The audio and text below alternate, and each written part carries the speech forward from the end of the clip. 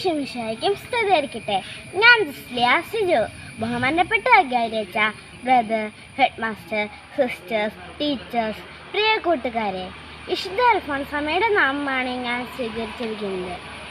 ഭരണകാലത്തെ വിശുദ്ധയായ വിശുദ്ധ അൽഫോൻസ കോട്ടയം ജില്ലയിൽ കുടുംബാള ഗ്രാമത്ത് മുട്ടത്തുപാടത്ത് Joseph Mary ദമ്പതികളുടെ 4ാമത്തെ പുത്രിയായിരുന്നു.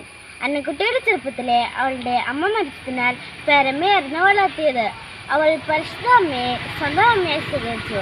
അവൾ നിരന്തരം പരിശുദ്ധ അമ്മയോട് പ്രാർത്ഥിച്ചുകൊണ്ടേയിരുന്നു. പരിശുദ്ധ കന്യകാമറിയമേ, എൻ്റെ ഹൃദയം അങ്ങേ തിരുക്കുമാരന് ഏറ്റവും ഇഷ്ടപ്പെട്ട ഒരു പൂങ്കാനമാക്കി മാറ്റണമെന്ന്.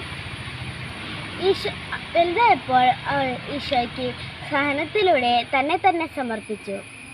ഈശോയുടെ മണവാട്ടിയാകാനുള്ള അവളുടെ ആഗ്രഹം കൊണ്ട് വിവാഹം നടത്തുവാതിരിക്കാൻ സ്വന്തം ശരീരം പൊള്ളിച്ച് വിരൂപമാക്കി.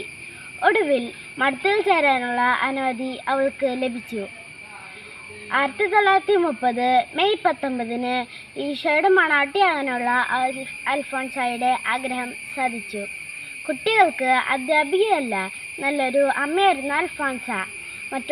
മറ്റുള്ളവരുടെ രോഗങ്ങളെല്ലാം അൽഫോൻസ സന്തോഷത്തോടെ ഏറ്റുവാങ്ങി. രോഗാവസ്ഥയിൽ വിശുദ്ധ കൊച്ചു തെരേസയും വിശുദ്ധ ചാവറയച്ചനും ഈ പുണ്യജന്മത്തിന് പ്രത്യക്ഷപ്പെട്ട് സ്പന്ദനമരളി.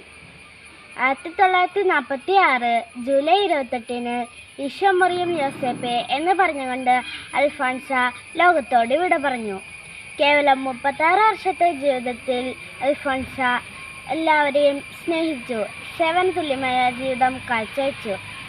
2008 ഒക്ടോബർ 12 ബെനഡിക്ട് 16 മാർപ്പാപ്പ അൽഫോൻസായെ വിശുദ്ധ അൽഫോൻസായി പ്രഖ്യാപിച്ചു. ഭരണകാലത്ത് വിശുദ്ധ അൽഫോൻസ ഇന്നും അനുഗ്രഹങ്ങൾ വർഷിച്ചുകൊണ്ടേയിരിക്കുന്നു. നമുക്കും വിശുദ്ധ അൽഫോൻസായെ പോലെ സഹജീവികളിൽ ഈശോയെ ദർശിച്ച് പരസ്പരം നന്മ ചെയ്ത് സ്നേഹിച്ച് ജീവിക്കാം എന്ന് പറഞ്ഞു നിർത്തട്ടെ. നന്ദി, നമസ്കാരം. ജയ് ക്രൈസ്റ്റ്.